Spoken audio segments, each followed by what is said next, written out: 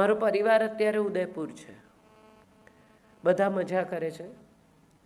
હું ગઈકાલે બપોરે મારી ઓફિસ સવારના ભાગમાં પતાવી, કારણ કે હું અમેરિકા જાઉં છું 4મી તારીખે, એટલે મારે લખવાનું છે. એટલે સવારના ભાગમાં મારી ઓફિસ પતાવી બપોરે નીકળી ઉદયપુર ગઈ, મારા પરિવાર સાથે રાત સાંજ વિતાવી, રાત રોકાઈ, સવારે બ્રેકફાસ્ટ કરીને નીકળી. અત્યારે કાર્યક્રમ કરીને અમદાવાદ જઈશ. હું બહુ શાંતિથી એવું કહી શકી હોત કે મને નહીં ફાવે, મેં ઊંઝામાં તારીખ આપેલી છે. અને મારો પરિવાર એટલો સરસ છે કે મને કોઈકે એવું કહ્યું ના હોત કે કેમ નથી આવતી. પણ જ્યારે મારો આખો પરિવાર ઉદયપુર મજા કરતો હોય અને હું એમ કહું કે હું બિઝી છું, એ હું માનું છું બહુ કરેક્ટ રીત નથી જિંદગી જીવવાની. એટલે આપણે જ્યારે આપણી જિંદગી ગોઠવતા હોઈએ ત્યારે હંમેશા એક વાત બહુ જ મહત્ત્વની એ હોય છે કે આપણી જિંદગી ગોઠવતી વખતે આપણા નજીકના લોકો, આપણા પોતાના લોકો, આપણા પ્રિય લોકો જે આપણા સારા ખરાબ સમયમાં આપણી સાથે રહ્યા છે, એને અવગણીને આગળ વધો, એને સફળતા ન કહેવાય, એને સ્વાર્થ કહેવાય. ગમે તેમ કરીને તમારો સમય જે લોકો માંગે છે, ડિઝર્વ કરે છે, જેમનો અધિકાર છે, એમને એ સમય તમારે આપવો જ જોઈએ. તમે સ્ત્રી હો કે પુરુષ હો, એને તમારા સ્ત્રી હોવા સાથે બહુ નિસ્બત નથી.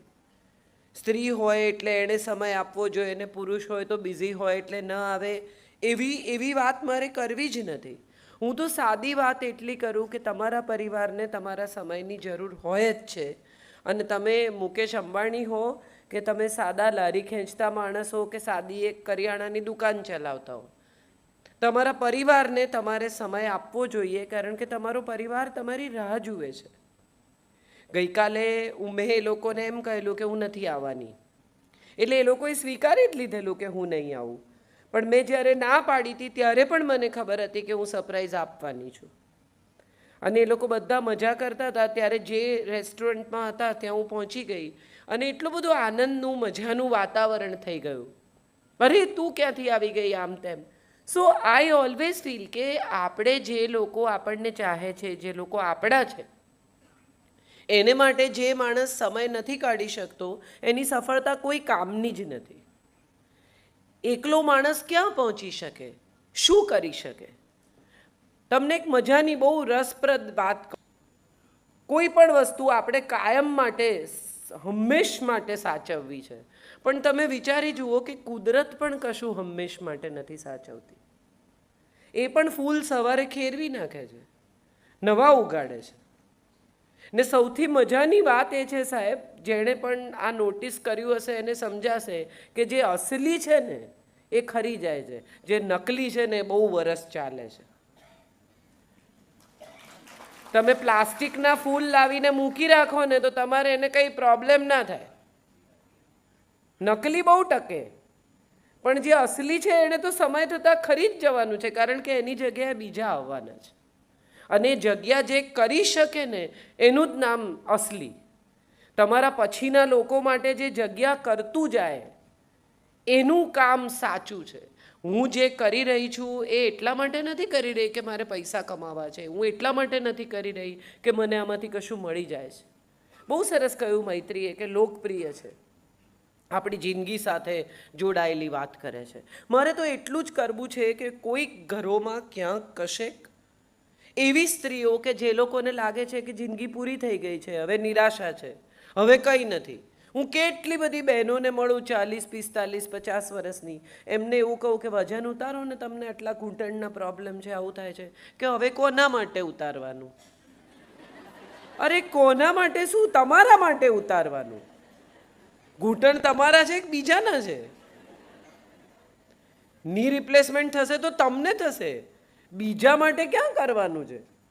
કેટલા બધા લોકોને હું એવા ઓળખું છું કે જે લોકો એવું કહે કે હું સ્કૂલમાં હતી ત્યારે આમ કરતી, કોલેજમાં હતી ત્યારે આમ કરતી, ફલાણું, હું તો સારી પેઇન્ટર હતી, વક્તૃત્વમાં આમ હતી, ગરબામાં આગળ હતી. પછી શું થયું? તો કે પછી લગ્ન થઈ ગયા.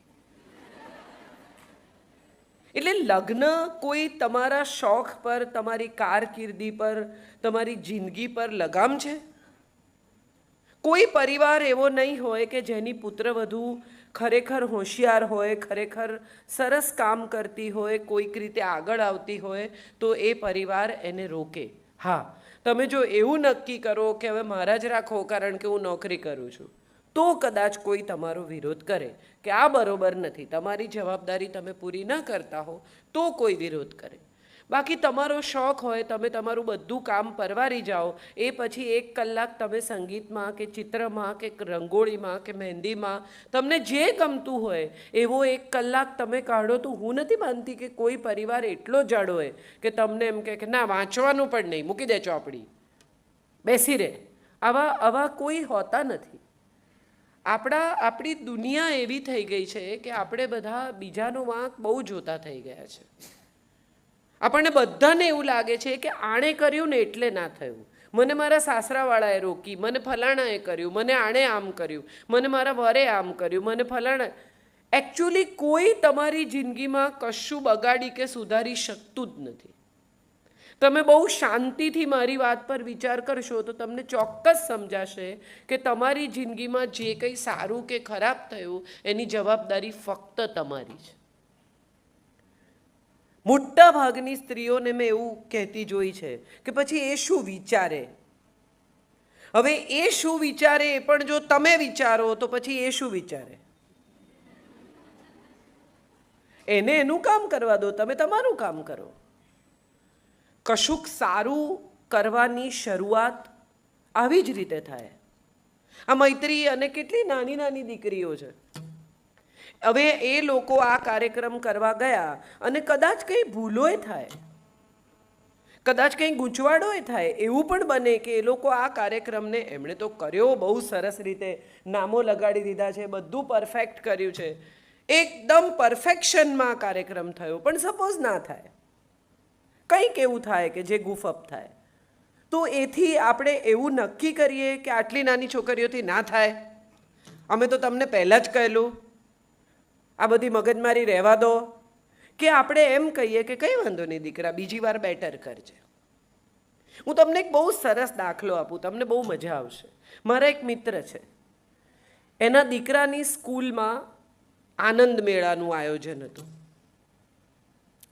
તો આનંદ મેળો હતો એટલે બધા છોકરાઓએ પોતાના સ્ટોલ લગાડવાના. એટલે એનો દીકરો આવ્યો ને એણે કહ્યું કે ભાઈ મારે સ્ટોલ કરવો છે. એટલે 13 વર્ષનો દીકરો ને એનો મિત્ર 14 વર્ષનો ને બીજો એક છોકરો 13 વર્ષનો, 3 જણા સ્ટોલ લગાડવા. એટલે અમે બધા હસતા હતા કે તમે શું કરશો, તને આવડે જ શું, તું ઘરમાં તારી ચાદર વાળતો નથી, તું આટલો સવારથી સાંજ સુધી આનંદ મેળામાં શું કરીશ, ઊભો રહીને લોકોને આપવાનું, પૈસા લેવાના, કેટલું કામ હોય છે, તું ઘરમાં કંઈ નથી કરતો. એટલે કે ના મારે કરવું જ છે. કીધું કંઈ નહીં, ચલો sandwich is a good idea, તમે લોકો સેન્ડવિચનો સ્ટોલ કરો. એટલે બધું માથાકૂટ કરીને આમ તેમ. પછી એના ફાધર બહુ સરસ માણસ છે, એજ્યુકેશનમાં છે, એટલે એમણે એમ કહ્યું કે તને કોઈ મદદ નહીં કરે, તારે બધું જાતે કરવાનું. તો કે હા કરીશ. એટલે એને કહ્યું કે જા તું તપાસ કરી આવ કે બ્રેડ કેટલાની આવે. દાખલા તરીકે આનંદ મેળામાં 500 માણસ આવે અને એમાંથી અડધા તારી સેન્ડવિચ ખાય તો તારે કેટલી બ્રેડ જોઈએ? અહીંથી શરૂ થયું. બ્રેડ, ચટણી, કોથમીરનો ભાવ શું, ફલાણાનું આમ શું, સાઈડ કાપેલી બ્રેડના કેટલા, નહીં કાપેલી બ્રેડના કેટલા, તમે ઘરે લાવીને કાપો તો કેટલી મહેનત પડે. ધીરે ધીરે ધીરે ધીરે ધીરે ધીરે એણે આ બધું ગોઠવ્યું. આમ સામાન્ય રીતે એને ઉઠાડતા પગે પાણી ઉતરે. અમે બધા, તમારો પણ અનુભવ એ હશે કે છોકરાઓને સવારે ઉઠાડવા હોય તો તમને એમ થાય કે એ ભગવાન અને કેમ ના ઉઠાડીશું. પણ એ જ છોકરાઓને ખાલી એટલું કહેવાનું કે તારા પપ્પાએ તારો મોબાઈલ લીધો છે, ઠેકડો મારીને ઊભા થઈ જાય કે બેટા પપ્પાએ મોબાઈલ જુએ છે હો તારો, પતી ગયું. એ દીકરો એમનો 13 વર્ષનો ઊભો થયો, સવારના 6:30 વાગ્યામાં નાહી ધોઈને રેડી છોકરાઓ, અને બધું ચટણી બનાવીને આ કર્યું ને બધું લઈને ગયા, અને સરસ આમ ઉપર સ્માઇલી બનાવીને સેન્ડવિચ આપે ને બધું ચાલ્યું. બપોર સુધી તો ધમધમાટ બધું ચાલ્યું. બપોર પછી પગ દુખવા માંડ્યા. સવારે તો ઉત્સાહમાં હતા એકદમ, ને બધું પૂરું થયું. સાંજ સુધીમાં તો આમ તમે નીચો હો તો પાણી ટપકે એવી સ્થિતિ. અને માંડ ઘરે આવ્યા અને પછી હિસાબ કરવા બેઠા, 150 રૂપિયા ઓછા થયા. ધાર્યું તું એના કરતાં એમણે જે હિસાબ લગાવેલો એમાં 150 રૂપિયાની ખોટ ગઈ. Very good.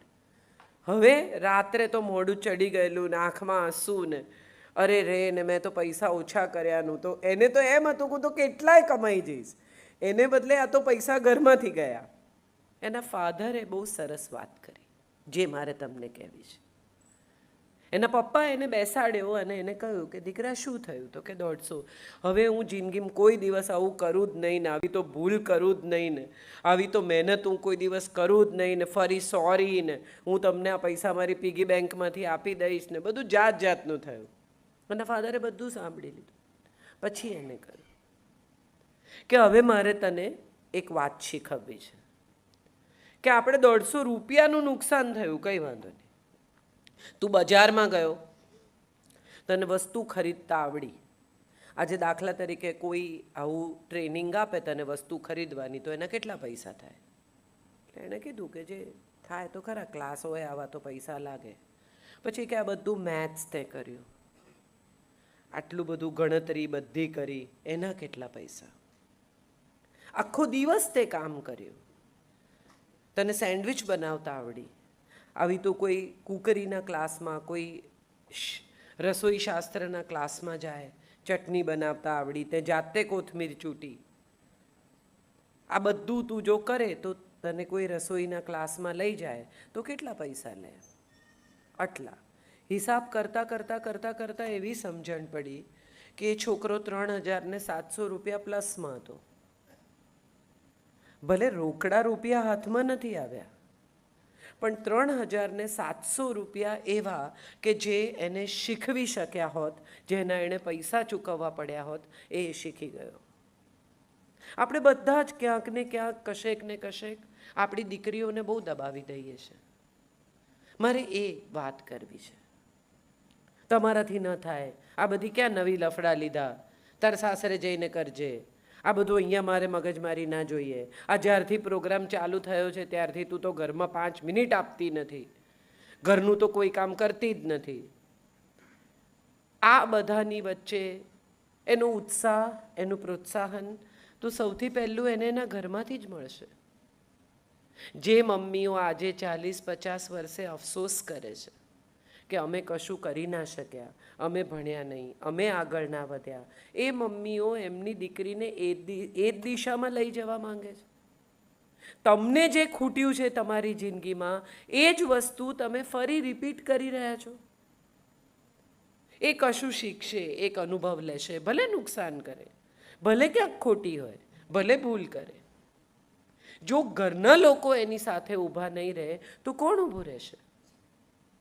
આપણે બધાએ એમની પીઠ થાબડવી જોઈએ કે આ 7 દીકરીઓએ ભેગી થઈને આવો કાર્યક્રમ કર્યો, જબરજસ્ત.